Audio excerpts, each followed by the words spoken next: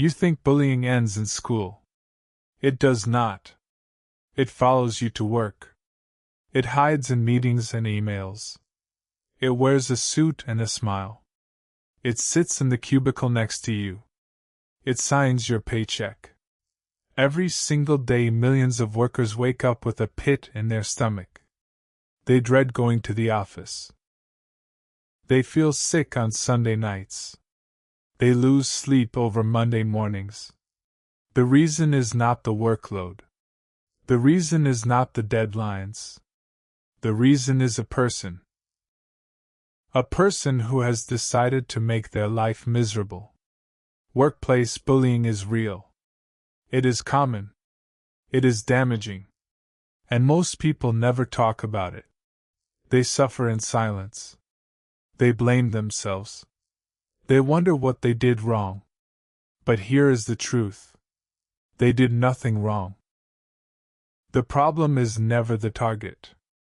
The problem is always the bully. Psychology has studied this for decades. Researchers have collected data from thousands of workers. They have identified clear patterns. They have found consistent motivations. And today we are going to break all of it down. We are going to look at 5 psychological reasons. 5 reasons why grown adults bully others at work. These are not just opinions. These are backed by research. They are supported by real studies. And understanding them can change everything. It can change how you see your situation. It can change how you respond. It can change how you protect yourself. So let us get right into it. The first psychological reason is the need for power and control. This is the most common driver of workplace bullying. A study conducted in 2024 found something striking. 55% of workplace bullies were supervisors. More than half. That means your boss is statistically the most likely person to bully you. And there is a psychological reason for that. When people gain authority over others, something shifts in their brain.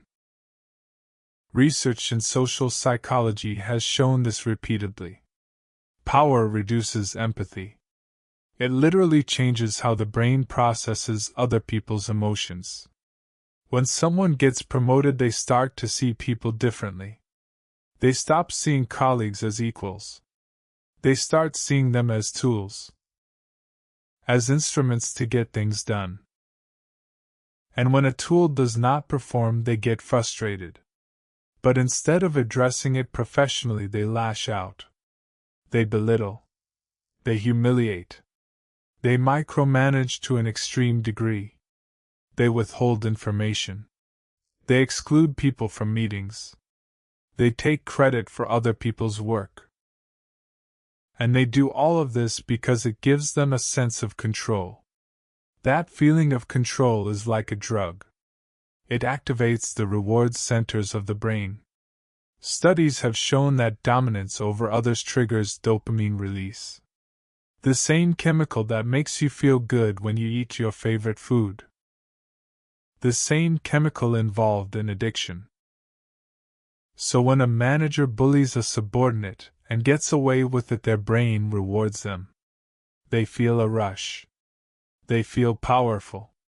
They feel important. And so they do it again. And again. And again. It becomes a pattern. It becomes their management style. They might even convince themselves it is effective leadership. They tell themselves they are being tough. They tell themselves they are holding people accountable. But deep down, it is not about performance. It is about dominance. It is about feeding that need to feel superior. And the worst part is that organizations often reward this behavior.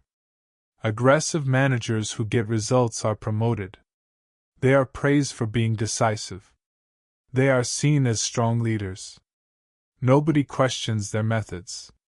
Nobody checks on the people beneath them. And so the cycle continues. The bully gets more power. More power means less empathy. Less empathy means more bullying. It is a vicious loop. And it starts with one simple thing: the human desire to control others. Now, here is what makes this even more dangerous. People with power often do not see themselves as bullies. They genuinely believe they are doing their job. They have blind spots. They lack self-awareness. And because nobody challenges them, those blind spots grow. They become convinced that their way is the only way. They become defensive when questioned. They retaliate when confronted. And this is why power-based bullying is so hard to stop. The bully does not think they are a bully. The organization does not see a problem. And the victim feels completely trapped. If this sounds familiar, just know this: it is not your fault. Their need for power has nothing to do with your worth. You are not weak for being targeted. You are targeted because they need someone to control. The second psychological reason is group conformity and the psychology of exclusion. Not all bullying comes from above. Almost half of all workplace bullying comes from coworkers. People at the same level. People you thought were your friends. People you eat lunch with. People you share jokes with on Monday morning. And then one day something shifts. You say something different in a meeting. You dress a little differently. You get a compliment from the boss. You land a big client. You do something that makes you stand out. And suddenly the group turns on you. It starts small. A look. A whisper. Being left out of a group chat. Not being invited to lunch anymore. Conversations that stop when you walk into the room. Then it escalates. Rumors. Gossip. Passive-aggressive comments. Being ignored in meetings. Having your ideas dismissed. Being mocked behind your back. This is not random cruelty. This is a deeply rooted psychological phenomenon. Humans are tribal by nature. We evolved in small groups. Survival depended on fitting in. Standing out was dangerous. If you were different from the group, you could be cast out. And being cast out meant death. That fear is still wired into our brains. Even in a modern office, our brains operate on ancient software. And that software tells us to conform. To blend in. To not rock the boat. When someone in the group does not conform, the group feels threatened. Not physically threatened, but psychologically threatened. That person challenges the unspoken rules. They challenge the norms. They make others uncomfortable. And so the group responds with exclusion. They push the person out. They use social pressure to force conformity. And if the person does not conform, they are punished.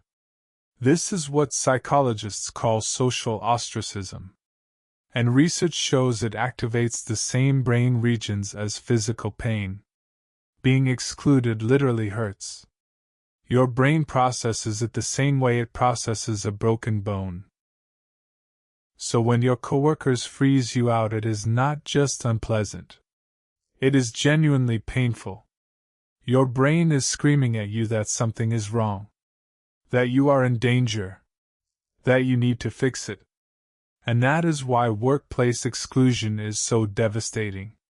It hits you at a primal level. It makes you question everything about yourself. You wonder if you are the problem. You wonder if you should change.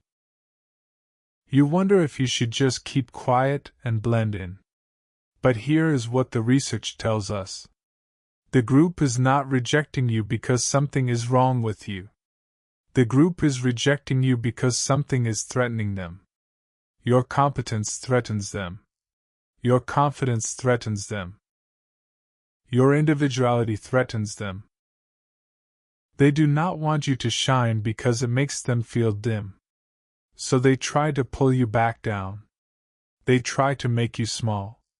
They try to make you invisible. And they often do this unconsciously. Many workplace bullies do not even realize what they are doing. They think they are just bonding with the group. They think they are maintaining team harmony. They think the odd one out deserves to be pushed away. But what they are really doing is enforcing conformity through cruelty. And this is not just an individual problem. It is a structural problem. When organizations reward sameness and punish difference, bullying thrives. When there is no diversity of thought, bullying thrives. When speaking up is seen as being difficult, bullying thrives. The environment enables it. The culture permits it. And the individual suffers because of it.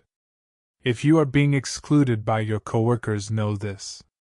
You are not the problem. Their need for conformity is the problem. Your difference is not a flaw.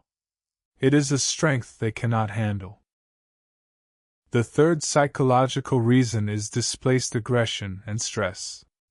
This one is incredibly common, and it often goes unrecognized. Let me paint a picture. A senior manager named Richard gets chewed out by the company director. Richard is furious. He wants to yell back. He wants to defend himself. But he cannot. The director is his boss. So Richard swallows his anger. He pushes it down. He walks back to his desk fuming.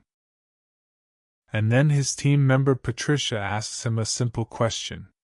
Maybe it is about a deadline. Maybe it is about a project. Something completely normal. And Richard explodes. He snaps at Patricia. He belittles her question. He makes her feel stupid. He tells her she should already know the answer. Patricia is confused and hurt. She did nothing wrong. She asked a reasonable question. But she became the target of Richard's displaced anger. This is what psychologists call displaced aggression. And it is one of the most well-documented phenomena in psychology. The concept is simple. When you cannot direct your anger at the source, you redirect it at a safer target. Someone who cannot fight back. Someone who is lower in the hierarchy. Someone who will not retaliate. It is the adult version of kicking the dog when you have had a bad day. And in the workplace it creates a chain reaction. The director yells at Richard. Richard yells at Patricia.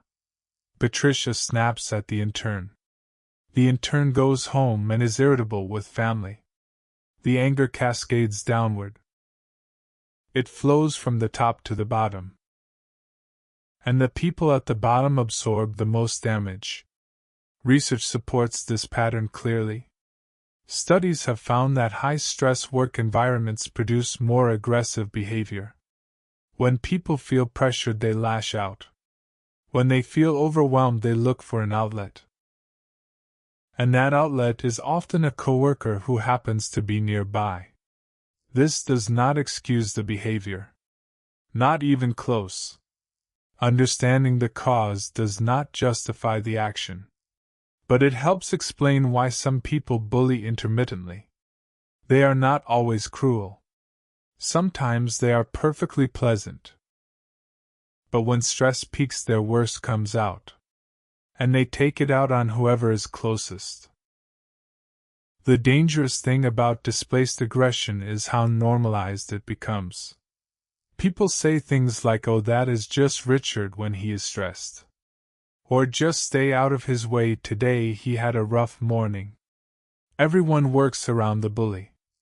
Everyone adjusts their behavior. Everyone walks on eggshells. And somehow the bully is never held accountable. The victims just learn to cope. They learn to read moods. They learn to time their questions carefully. They learn to be invisible when the bully is in a bad mood. But this is not a healthy workplace. This is a survival situation. And no one should have to survive their job. If you are dealing with someone who takes their stress out on you, recognize what is happening. Their stress is not your responsibility.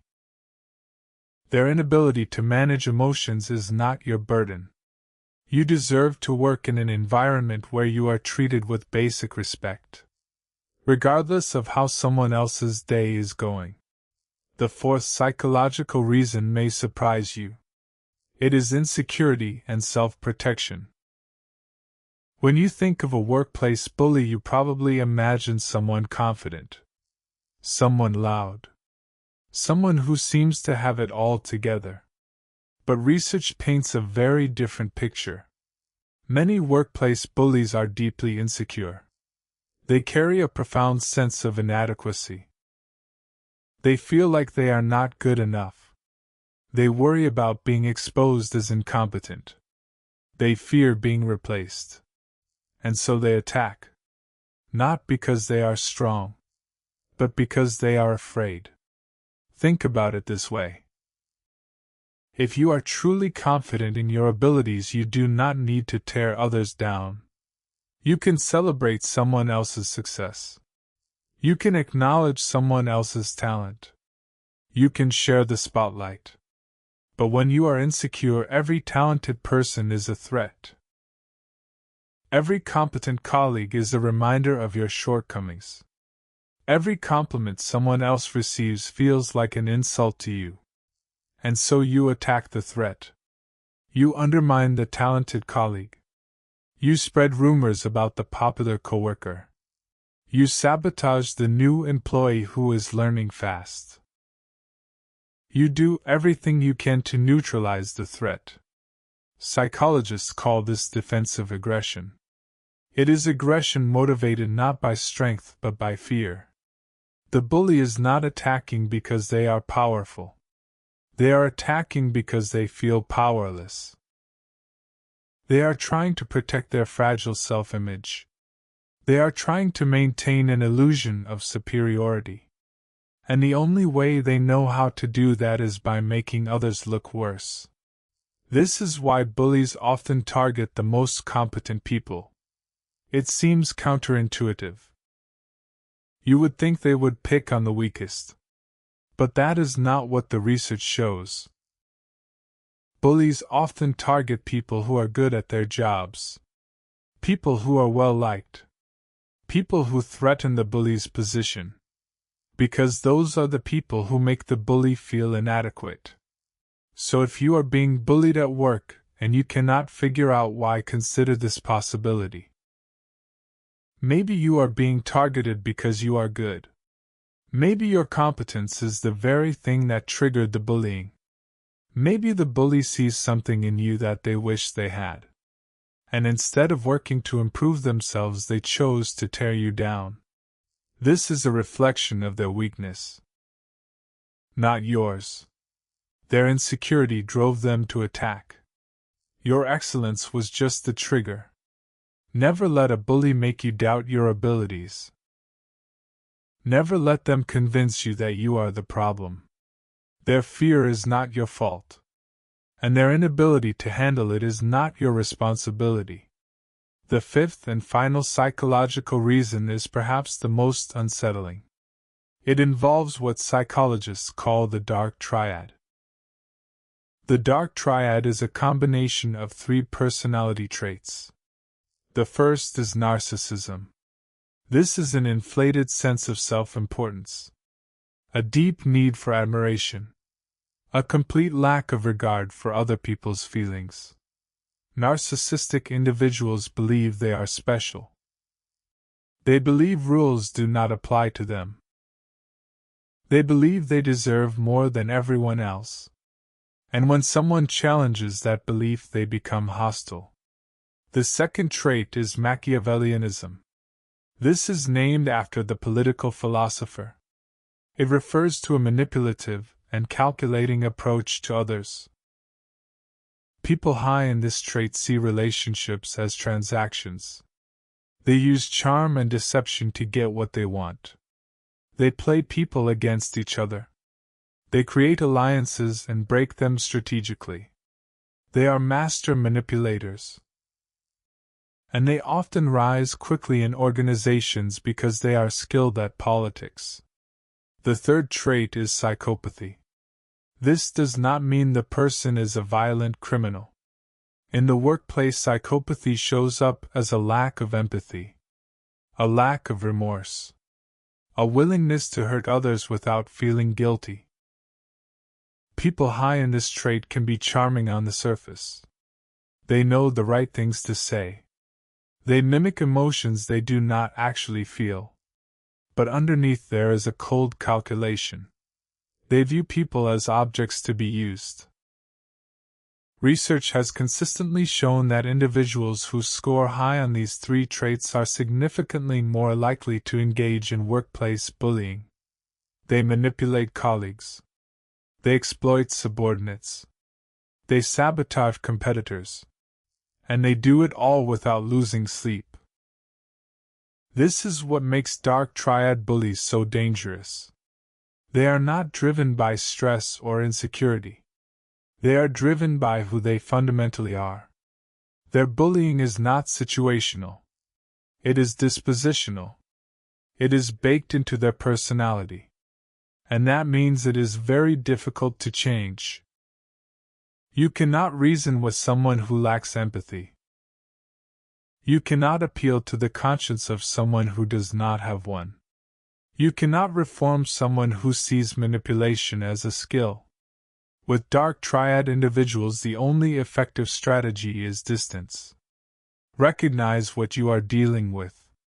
Stop trying to win them over. Stop hoping they will change. Stop believing that if you work harder they will respect you. They will not. Because their bullying has nothing to do with your performance. It has to do with their personality. And their personality is not something you can fix. So protect yourself. Document everything. Keep records of every interaction. Save every email. Note every incident. Create a paper trail. Because when you eventually need to report them or take legal action, that documentation will be your lifeline. Now let us step back and look at the bigger picture. These 5 psychological reasons explain why individuals bully. But individuals do not operate in a vacuum. They operate within systems. They operate within organizations. They operate within cultures. And the uncomfortable truth is that many workplaces enable bullying. They enable it through silence. They enable it through inaction. They enable it through policies that exist on paper but are never enforced. Think about how many companies have anti-bullying policies. Almost all of them. Now think about how many companies actually enforce those policies. The gap is enormous. Bullies thrive in environments where there are no consequences. Where complaints are ignored. Where human resources protects the company, not the employee. Where managers look the other way. Where the culture values results over people. If the organization does not actively fight bullying, it is passively supporting it. There is no neutral position. Silence is complicity. And too many organizations choose silence because it is easier. It is easier to ignore the problem than to confront it. It is easier to transfer the victim than to discipline the bully. It is easier to call it a personality conflict than to call it what it is. And so the bully stays. The victim leaves. And the cycle starts all over again with the next target. This is why workplace bullying is not just a personal issue. It is an organizational issue. It is a cultural issue. It is a systemic issue. And it requires systemic solutions. Better training for managers. Clear and enforced policies. Anonymous reporting systems. Support services for targets. Accountability at every level. Without these things, individual awareness means very little. You can understand all 5 psychological reasons perfectly. But if you work in an organization that tolerates bullying, that knowledge alone will not protect you. You need structural support. You need allies. You need options. And sometimes you need an exit plan. Let me speak directly to anyone who is currently experiencing workplace bullying. First and foremost, you need to hear this. It is not your fault. I will say it again. It is not your fault. The bully's behavior is a reflection of their own psychological issues. Their need for power. Their need for conformity. Their inability to manage stress. Their deep insecurity. Their disordered personality traits. None of that has anything to do with you. You did not cause it. You did not invite it. You do not deserve it. And you cannot fix it by changing who you are. Bullying says everything about the bully and nothing about the target. Second, you need to take practical steps to protect yourself. Start documenting immediately. Write down what happened. When it happened. Who was present. What was said. How it made you feel. Keep copies of relevant emails and messages. Save voicemails. Take screenshots. Build your case methodically and carefully. You may not need this evidence tomorrow. But you might need it someday. And when that day comes, you will be glad you prepared. Third, find someone you trust and talk to them. This could be a colleague, a friend outside of work, a family member, a therapist, a counselor. Do not suffer in silence. Silence is what the bully counts on. Silence is what gives them power. When you speak up, you break that power. Even if nothing changes immediately, the act of sharing your experience is healing. It reminds you that you are not crazy. It confirms that what is happening is real. It validates your feelings. And it connects you to support. Fourth, seriously consider whether this environment is worth staying in. I know that is easier said than done. Bills need to be paid. Families need to be supported. Jobs are not easy to find. But your mental health matters. Your physical health matters. Your dignity matters. And no paycheck is worth your sanity. If the organization is not willing to address the bullying, if your complaints fall on deaf ears, if the bully faces no consequences, then you owe it to yourself to explore other options. Sometimes the bravest thing you can do is walk away. Walking away is not giving up. It is choosing yourself. It is refusing to let someone else destroy your peace. It is taking control of your own life. And it is saying that you deserve better. Because you do deserve better. Everyone deserves a workplace where they feel safe. Where they feel respected. Where they can do their best work without fear. Where they are judged by their contributions, not targeted for their differences. That is not too much to ask. That is the bare minimum. And if your current workplace cannot provide that, then it is the workplace that has failed. Not you. Remember the 5 reasons we discussed. Power and control. Group conformity and exclusion. Displaced aggression. Insecurity and self-protection. Dark Triad personality traits. These are the engines that drive workplace bullying. They operate in boardrooms and break rooms. In offices and on factory floors.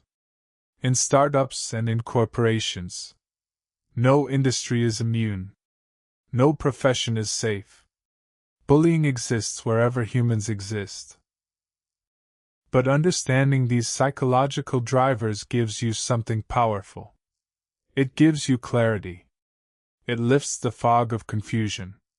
It answers the question of why.